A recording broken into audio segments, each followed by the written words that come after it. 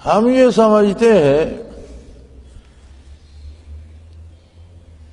کہ کسی ولی اللہ کے پاس جائیں یا کسی کثرت، زندہ کو تو ولی ماننا بڑا مشکل کام ہے، ہم زندوں کو تو نہیں مانتے، ان پر تو عیب نکالتے رہتے ہیں۔ جو دنیا سے رخصت ہو چکے ہیں، کسی کے پاس سلوک کے منازل ہیں یا نہیں، جس کی شہرت ہو گئی، قبر بن گئی، ہم طواف کرتے رہتے ہیں کہ سب کچھ ان کے اختیار میں ہے۔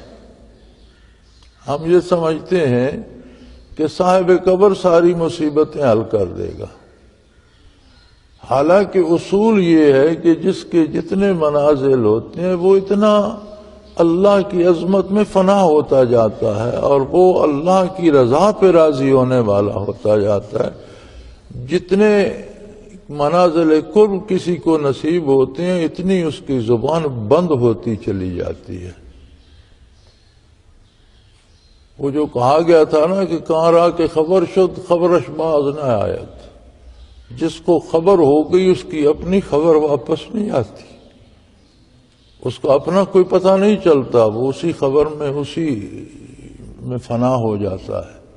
تو جتنا کوئی اللہ کے قریب ہوتا ہے، قرب الہی کا کمال یہی ہے کہ اسے معرفت الہی جتنی نصیب ہوتی ہے، اتنا وہ اللہ کی رضا میں فنا ہوتا جاتا ہے، اتنا وہ اللہ کی رضا پہ راضی ہوتا جاتا ہے، اتنا وہ اپنے آپ کو کچھ نہیں سمجھتا اور سب کچھ اللہ کو سمجھنا شروع کر دیتا ہے۔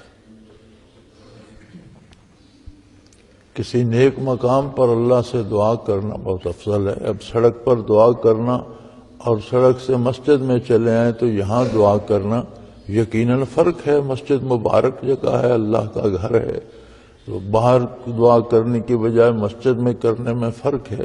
اسی طرح کسی نیک بندے کے مزار پہ بیٹھ کے اللہ سے دعا کرنا تو بہت مبارک بات ہے۔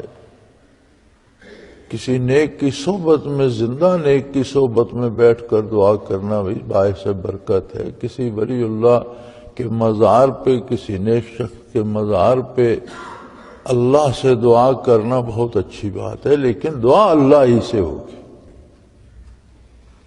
اگر ہم کسی نیک کے قریب یا کسی مزار پہ بیٹھے ہیں تو اس کی برکات شامل ہو جائیں گی، جیسے باہر کی بجائے مسجد میں بیٹھیں تو مسجد کی برکات شامل ہو جاتی ہیں۔ یہ تو درست ہے۔ اب ہمارے ہاں مصیبت یہ ہے کہ جو منع کرتا ہے وہ اتنی شدت کرتا ہے جیسے بزرگوں کی قبریں ہی اکھیڑ دی جائیں، اور جو مانتا ہے وہ اللہ کو بھول جاتا ہے، قبر ہی سے مانگنا شروع کر دیتا ہے۔ تو دونوں طرف دونوں انتہائیں صحیح نہیں ہیں، اعتدال ہے۔ بزرگوں کے مزار پہ جانا، زیارت کرنا، عام قبرستان میں جانا، قبروں پہ فاتحہ پڑھنا اچھی بات ہے اور عبرت حاصل کرنے کا مقام ہے کہ میں کیا ہوں، مجھ سے کتنے اچھے اچھے لوگ آج قبروں میں پڑے ہیں، یہ مجھ سے ہمت میں، طاقت میں، دولت میں، علم میں، مختلف خوبیوں میں مختلف لوگ مجھ سے بہت اعلیٰ تھے، لیکن آج ایک مٹی کی ڈھیری نظر آ رہی ہے، اندر کیا ہے وہ اللہ ہی جانے۔ تو ہم تو اندازے سے کسی ایک قبر پہ چونا لگا دیتے ہیں، اس کا ادب شروع ہو جاتا ہے، باقی قبور کو پوچھتے بھی نہیں۔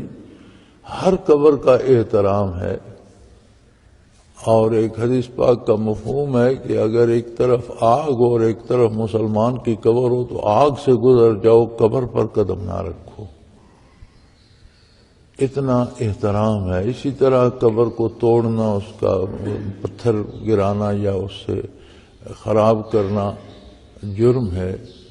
تو ہم تو بڑے مزے سے لوگوں کو دیکھتے ہیں قبرستان میں جاتے ہیں میت دفن کرنی ہے، ویسے فاتحہ پڑھنے قبرستان میں کم ہی جاتا ہے، کوئی شاید کوئی جاتا ہو، میں سمجھتا ہوں کوئی نہیں جاتا۔ جب کوئی مر جاتا ہے تو دفن کرنے جاتے ہیں تو پھر قبروں پر بیٹھے ہوتے ہیں، یا ٹیک لگا کے بیٹھے ہوتے ہیں یا اوپر بیٹھ جاتے ہیں۔ تو یہ ساری باتیں ناجائز ہیں۔ ہر قبر کا، ہر مسلمان کی قبر کا احترام ہے، اس کے اوپر پاؤں نہ رکھو، اوپر بیٹھو نہیں، اور کسی قبرستان یا قبر کے پاس سے گزرو تو سنت ہے کہ اسے السلام علیکم کہو، السلام علیکم یا دار قوم مومنین یغفر اللہ لنا ولکم، اللہ ہمیں بھی بخش دے، اللہ تمہیں بھی بخش دے۔ تو سلام کہنا اہل قبور کو سنت ہے حضور صلی اللہ علیہ وسلم کی، لیکن اس کا یہ مطلب نہیں کہ جو اللہ کے کام ہیں وہ ہم سمجھیں کہ اللہ کی جگہ یہ قبروں والے کر دیتے ہیں، یہ درست نہیں ہے۔ جتنا جس کو قرب الہی نصیب ہوتا ہے اتنا وہ زیادہ ڈرتا ہے، زیادہ اللہ کی رضا میں فنا ہو جاتا ہے اور زیادہ اتباع سنت کا پابند ہو جاتا ہے۔